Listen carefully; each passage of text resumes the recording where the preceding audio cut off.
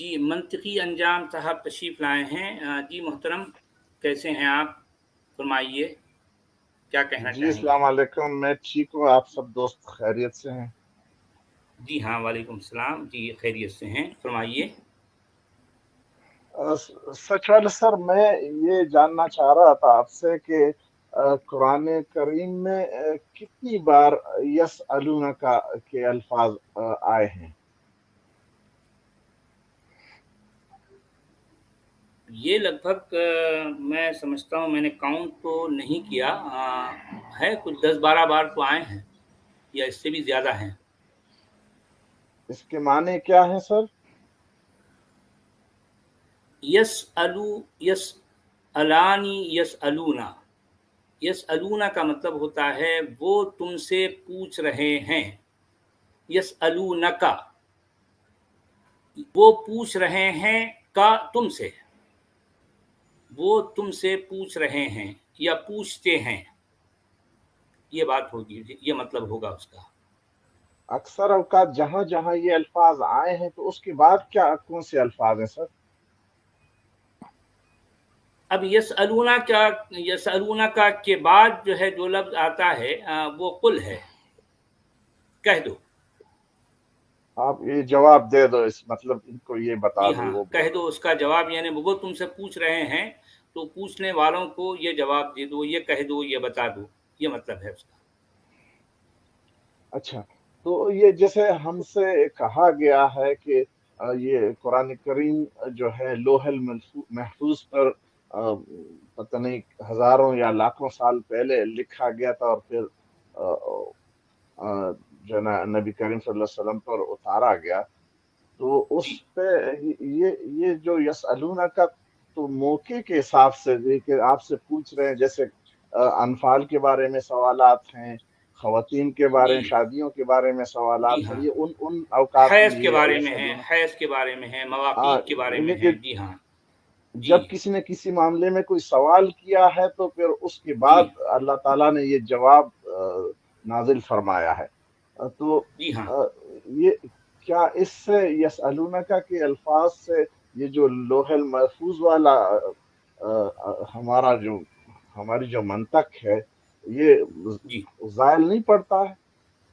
जी हाँ, ज़रूर होता है, मगर मसला ये है कि ये अक़ीदा जो हमें बताया गया है सदियों से कि कुरान असल में एक लौह है। लौह कहते हैं तख्ती को, स्लेट को, और वो तख्ती क्या है, बहुत ही प्रोटेक्टेड है। यानी प्रोटेक्टेड हाथों में या प्रोटेक्टेड प्लेस पर जो है ये तख्ती है जिस पर ये सारा कुरान लिखा है। और वहाँ से जो है अल्लाह की इजाज़त से ये जिब्रील जो है वहाँ से ये वही की शक्ल में वो जो लिखा है वहाँ से ले लेकर जो है यहाँ पर ये ज़मीन वाले नबी की तरफ ले आते थे। तो ये कुल मिलाकर जैसा कुछ भी अकीदा है, इसकी दलील इनके यहाँ, इसका कोई सबूत किसी के पास भी पाया नहीं जाता, पहली बात। दूसरी बात, जिस तरह से आप फरमा रहे हैं कि मंतिकी तौर पर भी ये अकीदा किसी भी ज़ाविये से, किसी भी एंगल से ये आपको कहीं भी अट्रैक्ट नहीं करता, कहीं आपको मुनासिब लगता ही नहीं कि ऐसा भी कभी हो सकता है, इस तरह से कभी हुआ है, कुछ भी नहीं। मगर क्योंकि क्या है, ये कुरान की जो है ये खुद साख्ता अजमत, उसकी जो है जो मनमानी जो है, जो इनके इसके कुरान के साथ जो अकीदे घड़े गए हैं, जो जो जो लोगों पर थोपे गए हैं, ये सब, ये सारी बातें उसका हिस्सा हैं। खुद कुरान के अंदर से आप ये अकीदा कोई भी मोमिन साबित नहीं कर सकता कि कोई किसी जगह कोई तख्तियाँ लिखी को हैं, वहाँ पर ये सारा कुरान वहाँ लिखा था। इस तरह से कोई बात जो है क्लैरिटी के साथ पूरे कुरान में आपको कोई कहीं भी लिखा हुआ जो है नहीं मिलेगा, मिलता ही नहीं। यही मैं कहने की कोशिश ये कर रहा हूँ कि अगर ऐसा होता तो फिर ये जो जिन हजरात ने ये सवालात किए हैं या पूछा है, तो ये तो फिर उससे मैच नहीं होना था ना, मेरा ख्याल है। या ये एग्जैक्टली, अल्फाज शायद कुरान एग्जैक्टली, आप करीम सही में ये फरमा रहे हैं अल्फाज जी। ना होते। आप जी हाँ, जी हाँ, आप सही फरमा रहे हैं। यस अलूना का जो है लगभग 12 से 15 बार, मुझे एग्जैक्ट याद नहीं है, لگ بھگ اتنی بار جو ہے یہ ریپیٹ ہوا ہے یہ ورڈ. اور یسألونہ کا کہ فوری بعد جو ہے قل کا لفظ آتا ہے، یعنی وہ پوچھ رہے ہیں تم سے تو تم ان سے کہہ دو. یہ اصل میں ایک گفتگو کا انداز ہے. تو ظاہر بات ہے یہ گفتگو فی البدی ہوتی ہے. آپ مجھ سے پوچھ رہے ہیں تو چونکہ آپ نے یہ پوچھا ہے تو اب میں اس کے جواب میں کچھ کہوں گا. تو ظاہر بات ہے یہ ساری باتیں تو یعنی ایک موقع کی مناسبت سے ہوں گی نا. بھی ایسا تو نہیں کہ جو ہے منطقی انجام صاحب آج جو ہے کیا تاریخ 31 مارچ کو آنے والے ہیں تو یہ بات سچ والا کو جو ہے لاکھوں سال پہلے سے پتا ہے، اور یہ سوال جو آج آپ کرنے والے ہیں یہ بھی پہلے سے کہیں لکھا ہے. اس کے بعد اب میں جو جواب دے رہا ہوں یہ بھی پہلے سے کہیں لکھا ہے. یہ کتنی بھونڈی، کتنی بیہودہ اور کتنی بیتوکی سی بات ہے. کہیں کوئی منطق اس کے پیچھے کچھ بھی نہیں.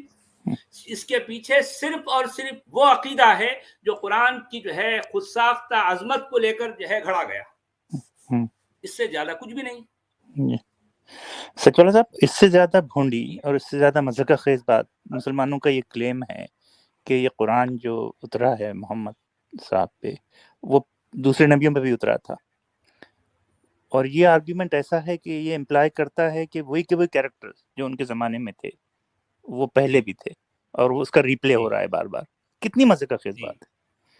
ہاں، یہ اصل میں آپ بالکل صحیح فرما رہے ہیں کہ قرآن کو لے کر جتنے بھی عقیدے گھڑے گئے ہیں نا، یہ وقت کے ساتھ ساتھ صرف اس کی جو ہے خود ساختہ عظمت کو لے کر گھڑے گئے ہیں. مطلب پہلے کیا ہے، ایک کتاب ہے، اس کے ساتھ جو ہے یہ عقیدوں کا گھڑا جانا، اور اس کے بعد ان عقیدوں کا بزور طاقت، اگرچہ کہ یہ سارے عقیدے علمی طور پر، منطقی طور پر، دلائل اور جو ہے ثبوتوں کے طور پر بالکل خالی ہیں، لیکن چونکہ اس کے پیچھے طاقت ہے یا پھر جو ہے عقیدت ہے، کیونکہ یہ جو ہے سارے عقیدے ایک کتاب کے ساتھ جوڑے گئے ہیں، اور یہ کتاب کسی آسمانی بابے کی طرف سے آئی ہے، اور ہمارا رسول، ہمارا نبی آخری نبی ہے، یہ آخری کتاب ہے.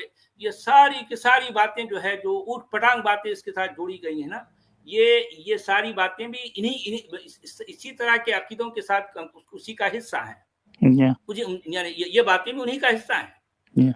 اور مزہ کا خیز حد تک اوٹ پٹانگ باتیں ہیں سچ والا صاحب. 15 سال کے بچے کو سمجھ میں آئیں گے. جس طرح سے آپ فرما رہے ہیں، منطقی انجام صاحب فرما رہے ہیں کہ بالکل یعنی ان کے ذہن میں یہ بات آئی نا بھی کہ یہ کیسی بات. لیکن اب چونکہ اس طرح کا سوال کیا نہیں جاتا، اس طرح کے سوالوں کا جواب ان کے پاس نہیں ہوتا، تو کبھی بھی اس طرح کی باتوں کو جو ہے مطلب یعنی گفتگو کا حصہ نہیں بنایا جاتا، اس کو کبھی موضوع بحث نہیں بنایا جاتا.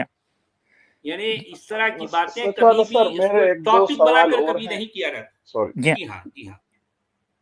اچھا، میں امید صاحب یہ سورہ یعنی کہ 7 کی جو 124 ہے، اگر وہ آپ میں نے اس پہ کچھ سوال کرنا ہے.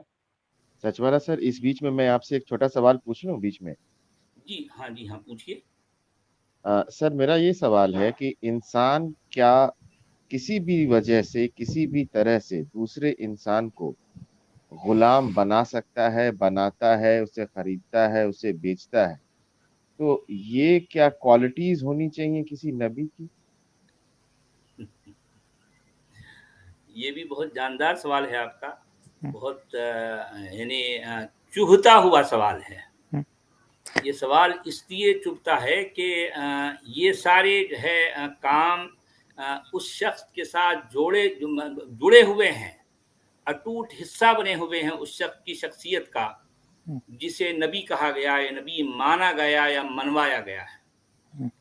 یہ سارے کام اس کے ساتھ جڑے ہوئے ہیں، اور پھر دعویٰ یہ ہے کہ یہ نبی ہے، یہ وقت کا جو ہے رسول ہے، یہ اللہ کا جو ہے پیغام لے کے آیا ہے، اور رہتی دنیا تک اس کا یہ پیغام رہے گا. یہ ساری باتیں جو ہے اب آپ دیکھیں کہ سادہ جو ہے آدمی جو سادہ ذہن کے ساتھ جو ہے ان باتیں، کامن سینس کے ساتھ بھی اگر جو ہے ان باتوں پر غور کرنے لگ جائے تو یہ سارا اسلام نامی نیریٹو دھڑام کے ساتھ جو ہے مطلب بالکل وہ پاش ہو جائے، اس کی کوئی حیثیت باقی نہیں رہتی. سر کیونکہ میں نے پرانی ہندی فلموں میں یہ ڈائلاگ ہمیشہ سنا ہے کہ ایماندار ہیرو ہمیشہ یہ ڈائلاگ ولن کو دیتا ہے کہ انسان کو خرید نہیں سکتا ٹھاکر. تو شاید اس نے قرآن نہیں پڑھی ہوتی ہے، کریکٹ؟ देखिए जी हाँ, राज साहब, जी आज से 2000 साल पहले एंशियंट ग्रीक फिलोसोफर था एक, उसका नाम मैं भूल रहा हूँ, और उसको कोट करता हूँ, it's impossible for a sensitive human being to be either a master और अ स्लेव। किसी हसास इंसान के लिए ये नामुमकिन है कि वो गुलाम रहे या आका। तो ये चीज़ें तो पहले से लोग सोचते आए थे, बल्कि मैं उसको नबी मानने को तैयार हूँ, क्योंकि ये मोहम्मद साहब से 600 साल पहले पैदा हुआ था एंशियंट ग्रीक में, जिसने ये लिखा था। तो ऐसा नहीं है कि उस ज़माने में लोग नहीं सोच रहे थे, इस बारे में सोच रहे थे और कह रहे थे, लेकिन चूंकि उनकी माइनॉरिटी थी, मेजॉरिटी में नहीं थे वो, तो इस वजह से स्लेवरी अबॉलिश नहीं हो पाई। तो अगर मोहम्मद साहब भी ऐसी कोई बात करते, इसको दोबारा कोट कीजिए बरतानवी साहब। जी हाँ, यानी इट इज़ आप ये फरमा इम्पॉसिबल, रहे हैं कि जी हाँ, किसी इंसान का गुलाम रहना या आका रहना, देखिए हर जी, दो सूरत में ये किसी यही बात हसास है, इंसान का, किसी हसान इंसान के लिए जी हाँ। कि तो भाई अंग्रेजी का कोई ये कहे है कि कि मैं इट इज़ आका हूँ। Impossible for a ji sensitive हाँ, जी ह्यूमन हाँ, बीइंग टू बी कितनी आइदर गहरी बात है, जरा अ सोचिए, स्लेव और अ कितनी मास्टर, गहरी बात है। जी हाँ, जी जी हाँ। हाँ, तो अगर कितनी मोहम्मद गहरी साहब बात है हसास कि इंसान किसी, होते और जी हाँ, वाकई आसमान जी से उनके ऊपर इंस्पिरेशन भी अगर होती उनके पास, तो हाँ, सबसे पहले वो यही बात करते जो उनसे 600-700 साल पहले एक एंशियंट ग्रीक फिलोसोफर जी, ने कही थी और लिखी थी। सही। जी क्योंकि अच्छा यहाँ पर एक पॉइंट और मैं जो है जोड़ दूंगा, जी जो लोगों की जो है इंटरेस्ट, उनकी दिलचस्पी का सबब बनेगा। ये पॉइंट ये है, जी जिसे इस्लाम कहा जाता है, असल में वो है क्या? इसको अगर मैं दो लफ्ज़ों में बयान करना चाहूँ, तो इस्लाम असल में, कोई पूछे कि इस्लाम क्या है, तो मेरी नज़र में उसका इस्लाम क्या है का जवाब ये है कि अरबों के तराशे हुए अल्लाह के नाम पर लोगों को गुलाम बनाना। हम्म भाई देखें, जिसे अल्लाह कहा गया या कहलवाया गया, उसका कहीं कोई वजूद नहीं है। हम्म वजूद किसका है? उस अकीदे का है या उस तसव्वुर का है जो कि घड़ा हुआ है अरबों का। अच्छा, अब आप जरा गौर कीजिए कि अरबों ने इस तसव्वुर को तराश कर अब लोगों को वो गुलाम बना रहे हैं। जाहिर बात है, अगर ये है जिन्होंने इस अकीदे को तराशा, अगर वो कहते कि जो है तुम हमारे गुलाम बनो, तो कोई कहेगा यार हम तुम्हारे गुलाम क्यों बनेंगे। लेकिन उनकी चालाकी जरा देखिए कि उन्होंने एक तसव्वुर को तराशा हम्म अल्लाह के नाम से, और फिर इस तसव्वुर में जो है, इसमें जो है एक अल्लाह भी है, एक रसूल भी है। अल्लाह और रसूल दोनों के दोनों तोगरे हैं, सिर्फ जो है ये क्या है, टाइटल हैं, या फिर जो है ये साइन बोर्ड्स हैं। इन साइन बोर्ड्स के पीछे ये सारी की सारी कारस्तानी किसकी है? जिन्होंने इस अकीदे को तराशा, वो लोग जो है ये सारी जो है कारस्तानियां करते रहे और इंसानों को गुलाम बनाते रहे। किसके नाम पर? अल्लाह के नाम पर, हम्म रसूल के नाम पर। आज भी आप देखेंगे कि कोई भी मोमिन कहेगा नहीं भाई हमारे आका। क्यों भाई? किस बुनियाद पर वो आका हैं?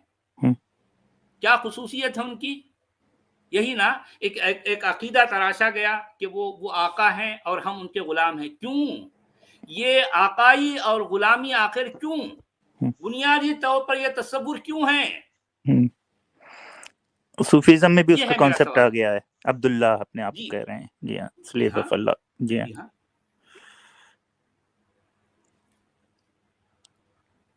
तो चलिए, ये मंतकी अंजाम साहब, आप ये आयत जो लगी है इस पर आप क्या सवाल कर रहे थे?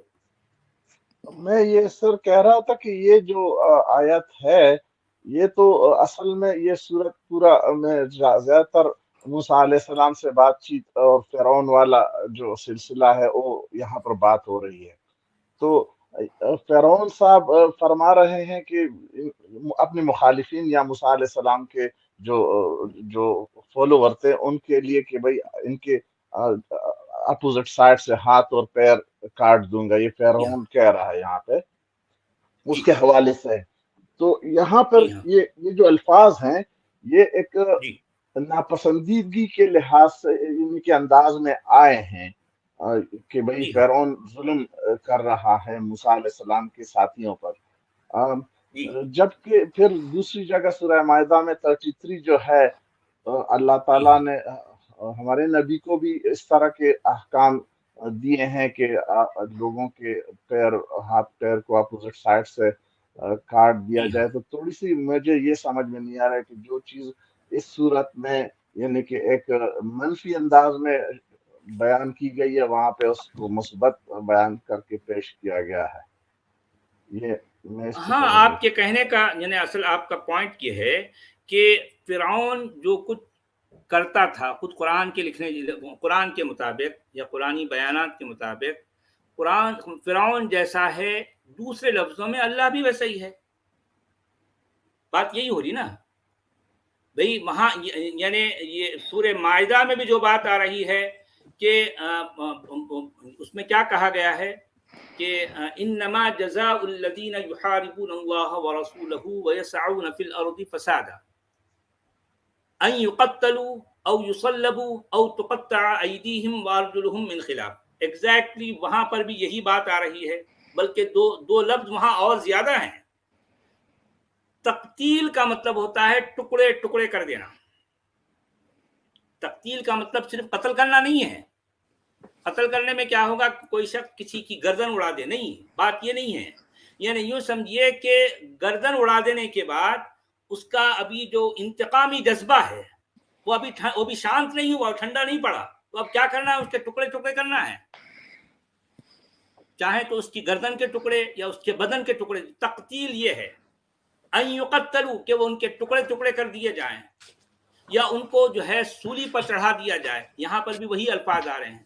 اور لو قطعن ایدیکم وارجلکم من خلاف، یہاں پر وہاں پر بھی آیا ہے ان تقطع ایدیہم وارجلہم من خلاف. ایگزیکٹلی بلکہ سورہ مائدہ میں وہاں پر اور زیادہ شدت ہے. تو دیکھیے ایک اور کہ آپ کے سوری آپ بولیے. ہاں، میں ایک جملہ صرف یہاں ایڈ کر دوں کہ دیکھیں سزا ہونی چاہیے، میں سزا کے خلاف نہیں ہوں، لیکن یہ قرآن کی جو سزائیں ہیں جب آپ اس پر غور کریں گے یہ سزائیں کم ہیں، انتقام زیادہ ہے. یہی تو فرق ہے نا، سزا اور انتقام میں فرق ہوتا ہے، بنیادی فرق ہے. سزا کیا ہوتی ہے کہ سامنے والے کے یہاں پر جو ہے اگر مان لیں عبرت بھی ہے یا پھر جو ہے اس کو کوئی بات کی جو ہے یہ جتانا ہے کہ یار تم نے یہ گناہ کیا تو تمہیں اس کی سزا مل رہی بات. لیکن ایک ہوتا ہے انتقام. انتقام کیا ہے، خالصتاً ایک انسانی جذبہ ہے جو بھڑک جاتا ہے کسی اپنی ذاتی جو ہے انا کی خاطر، ایگو کی خاطر. اور قرآن کی سزائیں ایگزیکٹلی وہ انتقامی جذبے پر جو ہے نربھر ہیں. جتنی سزاؤں پر آپ غور کریں وہ اس کے پیچھے انتقام ہے. اچھا سر، اس صورت کو آپ مکی صورت کہتے ہیں یا مدنی؟ کون سی؟ یہ سورہ انعام کی بات کر رہے ہیں؟ سورہ انعام ہے، آراف ہے. آراف ہے. آراف پتہ نہیں کیا ہے، یہ جو ہے شاید یہ مکی ہوگی، دیکھنا پڑے گا، جو مجھے یاد نہیں ہے. آراف جو ہے شاید مکی ہے. یہ اب یہ باتیں موسیٰ سے جڑی ہوئی ہیں، مکی ہے. ہاں مکی ہے. جی ہاں، دوسرے جو انبیاء کی جو بات ہے وہ مکی صورتوں میں زیادہ تر ہے. مکی صورت، جی ہاں مکی ہے. جی اچھا، تو یہ مائدہ تو مدنی ہے نا سر؟ جی ہاں. جی تو جس بات کو مکہ میں برا کہا گیا ایک طرح سے، مدینہ میں اس کو اچھا کہا گیا. جی ہاں، بات تو صحیح ہے آپ کی. اچھا، ایک اور امت صاحب اس کی 127 بھی نکال دیں ذرا، اسی میں تھوڑا سا اوپر چلے جائیں. 127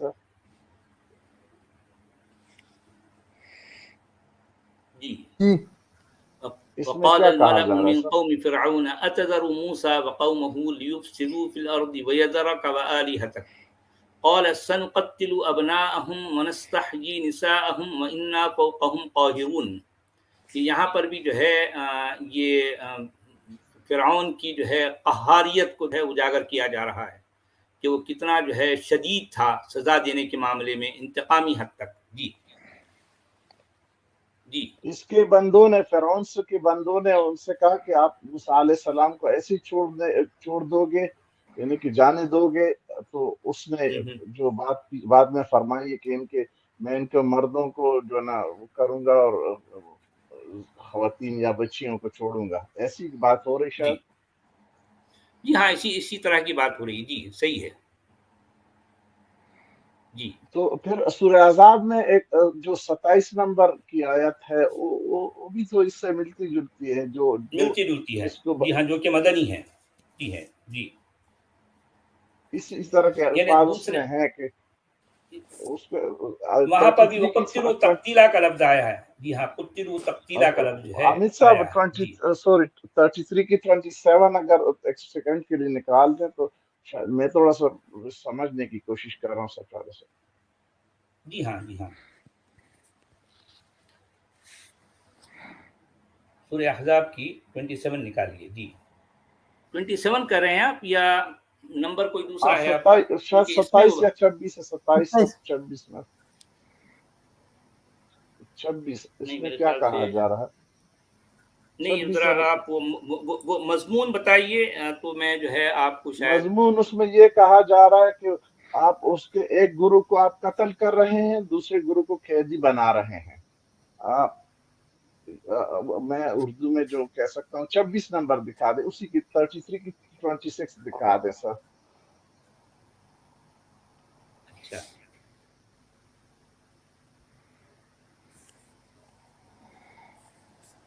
اچھا اچھا، نہیں ابھی یہ نہیں. کہہ رہے ہیں انزل الذین، ہاں تقتلون وتأسرون فریقا، جی ہاں ہاں، یہ بات ہے، اس میں بھی یہ بات آئی ہے.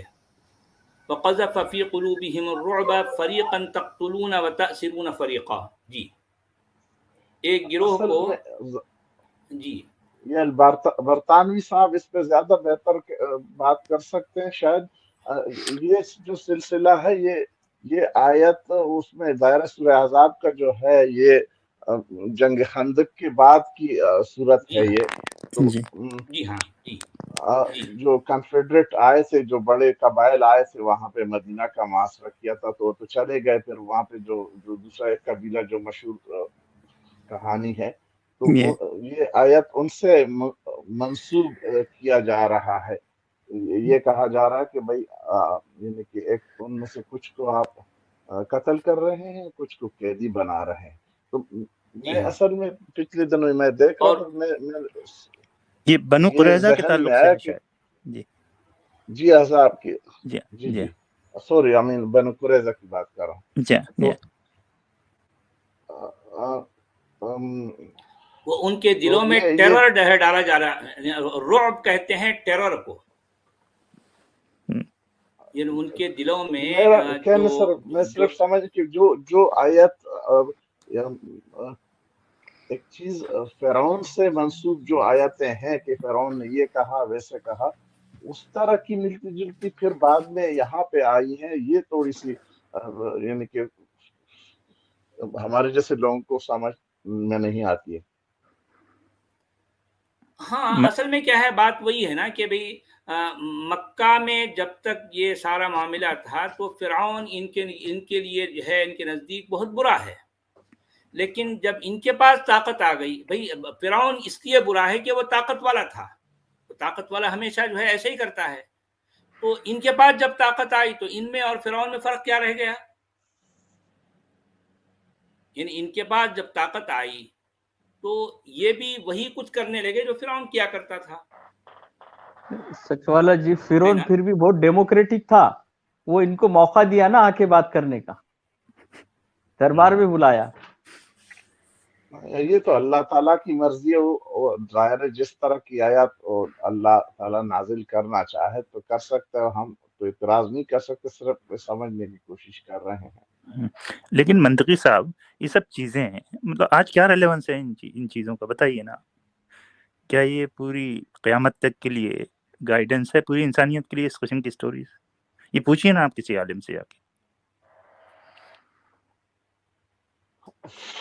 اب ظاہر ہے علماء حضرات تو جو ہم تو سنتے سنتے تک گئے ہیں، تو ان کے بھی سوالات شاید ایگزوسٹ ہو گئے ہیں وہ لوگ.